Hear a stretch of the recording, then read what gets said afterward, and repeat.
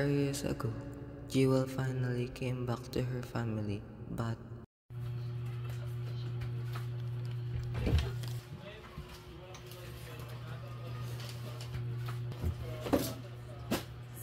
Hello ate, nag-grocery ka pala?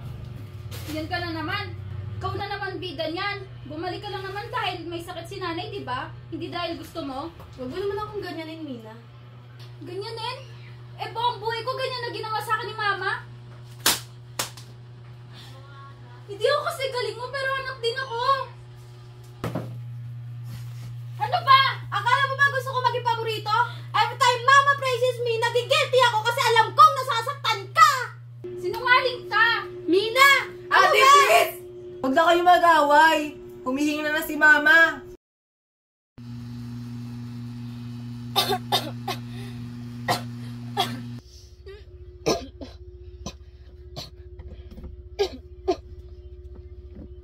Ano nangyayari kay mama? Mama, magpahinga ka muna dyan. Kami nang bahala. Buksan mo nga electric fan.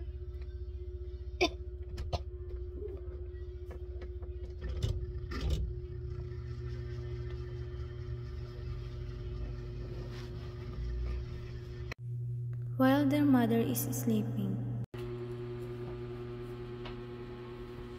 Hindi ko talaga maintindihan kung bakit si Jewel na lang lagi nakikita ni mama. Kahit sa graduation ko, hindi man lang siya pumunta.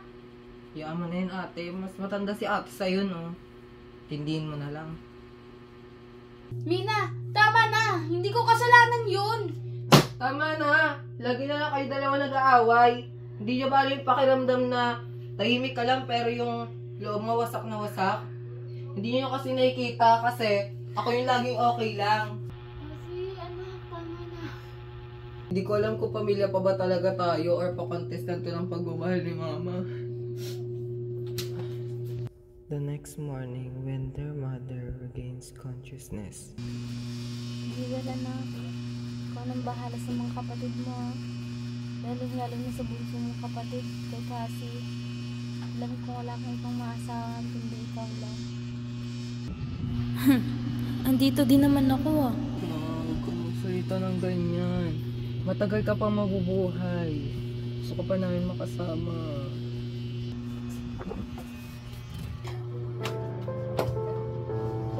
Ate, please, tama na. Ate, please, tama na.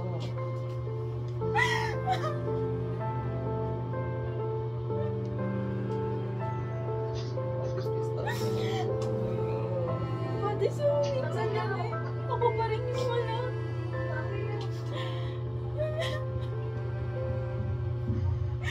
Hindi mo lang ako tinawagin. Ate, mahal ko ni mama. Hindi mo alam kasi. Ang sakit kapag iwan ng sarili ng tatay. Huwag mo sabihin yung mga ganyan, ate.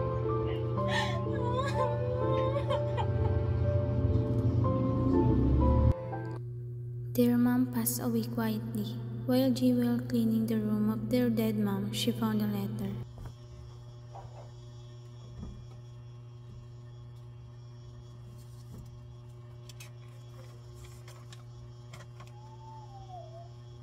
Kasi, Mina! Bakit po, ate? What's that?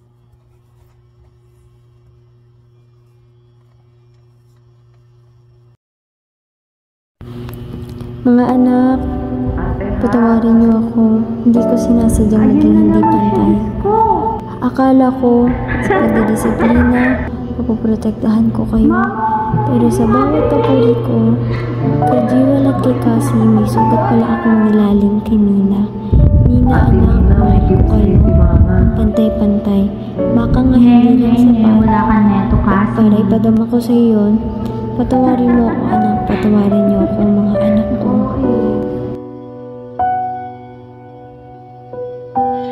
Bakit ngayon mo lang sinabi mo?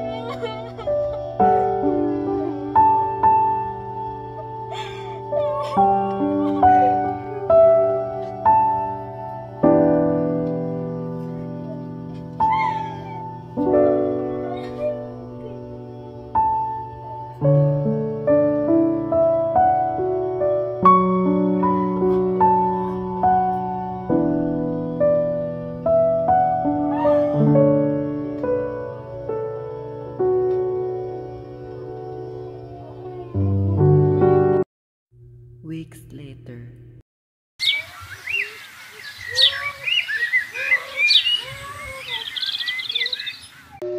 Ate Jewel, Ate Mina, parang ngayon lang tumahimik yung bahay, no? Yung hindi masakit na tahimik, kundi yung payapa. Siguro kasi dahil natutunan na natin mahalin ng hindi pantay. Oo, kasi ngayon, tayo na itahanan sa isa't isa. Yeah.